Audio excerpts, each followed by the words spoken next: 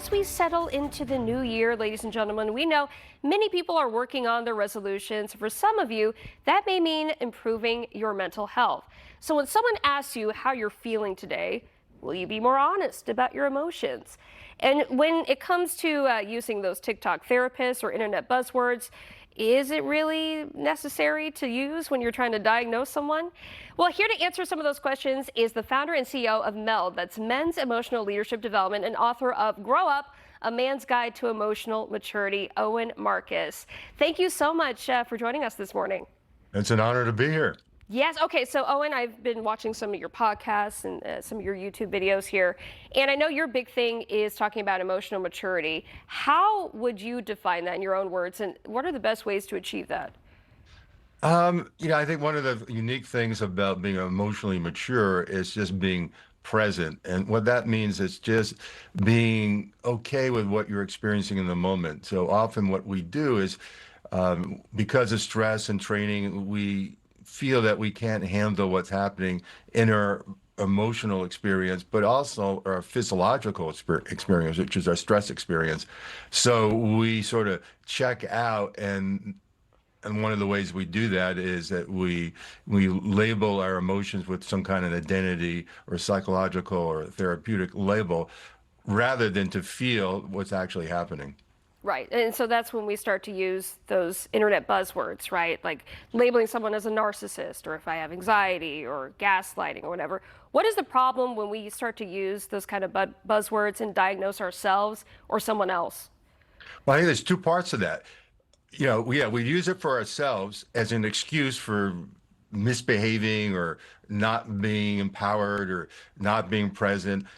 And then we use that label or a comparable label to label someone else to make them less than, and rather than connect to what's happening for them or even ourselves, we use these labels as a quick escape from, emotional and relational reality.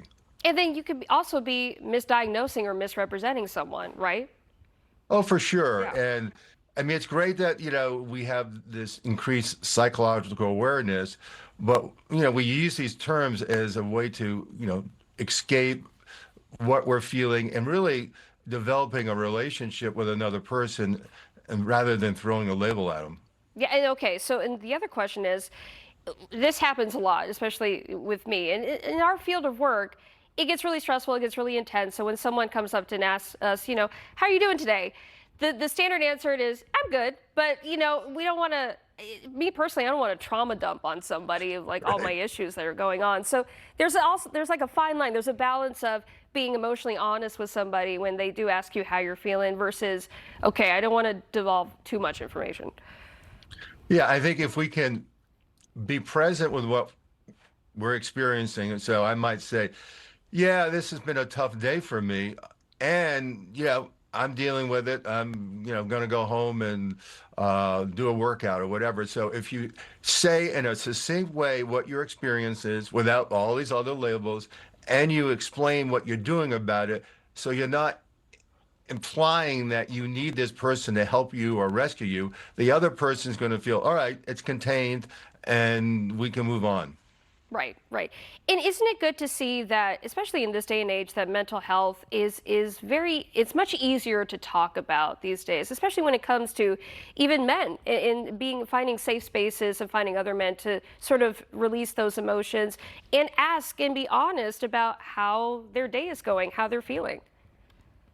You named it. I think, particularly for men, it's having a safe space. I mean, obviously, I'm a man, and I got into working with men 30 years ago because I needed it. And probably the key thing with our free peer-to-peer men's groups and our trainings is that when men feel they have an emotionally safe space, which is really not that hard to create, we open up, and it's amazing how quickly men open up because they're feeling safe. And we used to maybe have that when we were younger and, had our friends in high school or college or maybe the military. But for most men today, we don't have those places where we just can be ourselves. And we need that, we need that instinctually. We're hardwired to have those kinds of spaces. And when we don't, it becomes a stressor. Owen Marcus, he is, again, the founder and CEO of Men's Emotional Leadership Development, also known as MELD. You can find him in many of his books that he's written, and also with his podcast that he's featured on. You can just look them up on YouTube. Thank you again so much for joining us this morning and having this honest conversation about emotions. We all need this right now. Thank you.